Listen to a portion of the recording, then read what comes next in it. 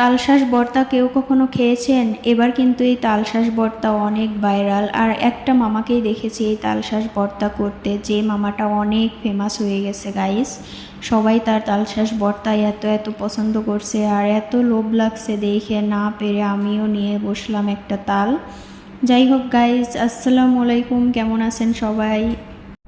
আশা করি সবাই ভালো। আপনাদের কাছে একটাই অনুরোধ আমার ফুল ভিডিও দেখার। আর সাদিয়াকে দিয়েছি তালশাঁসটা কাটতে, সাদিয়াকে বললাম তুমিই ছাড়াও, এটা দেখেন কি করে।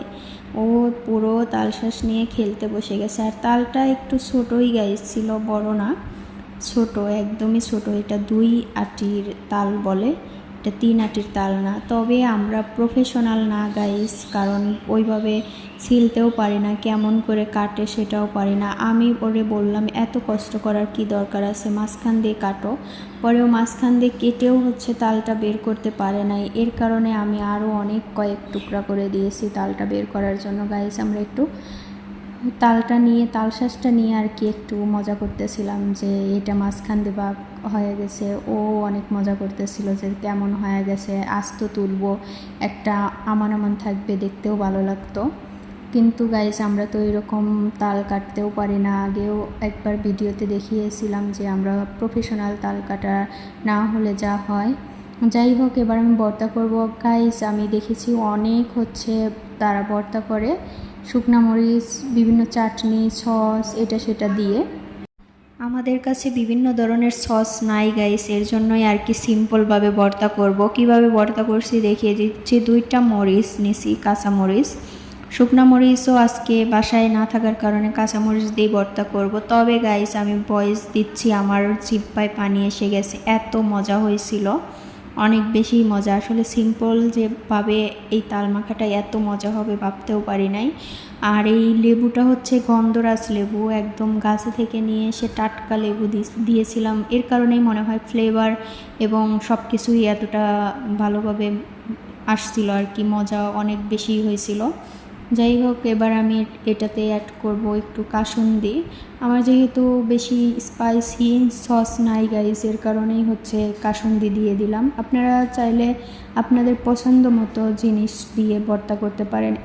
এখানে ভর্তা করার মানে ইনগ্রিডিয়েন্টস যেগুলো, সেগুলো আসলে ওইভাবে বলেও দেওয়া হয় না যে কি কি দিয়ে ভর্তা করে, যে যেরকম পারছে ভর্তা করছে। অনলাইনে আমি অনেককেই দেখেছি শুধু শুকনা মরিচ, একটু তেল আর কি, সরিষার তেল, তারপরে বিট নুন, আর কি কি দিয়ে যেন অনেক ব্লগারকেই দেখছি যে এরকমভাবে ভর্তা করে।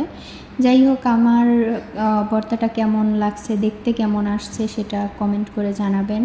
আর খেতে অনেক অনেক বেশি মজা ছিল গাইস। আমি এখন বলছি আমার এক্ষুনি জিভটা দিয়ে জল বের হয়ে গেছে, এতটাই মজা।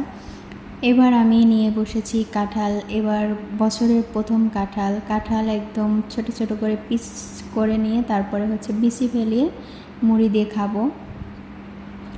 তারপরে দেখলাম মা ছোট নদীর মাছ, কি মাছ এটা, চাপিলা হয়তো হবে, ছোট চাপিলা মাছ নিয়ে বসে পড়েছে কাটতে। আর পাশেই রান্নাবান্না শুরু করতেছিল ভাবি।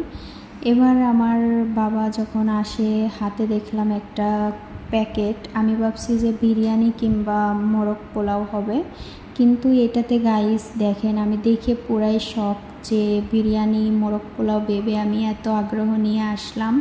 পরে দেখি এটা মিষ্টি, এটাতে বিরিয়ানিও নেই, পোলাও নেই। আধুনিক যুগ বলে কথা, আধুনিকতার সাথে সব কিছুই চেঞ্জ। দেখেন পাশেই আমার বাবি সব কিছু কাটাকাটি করতেছিল, রান্নাবান্না স্টার্ট করবে।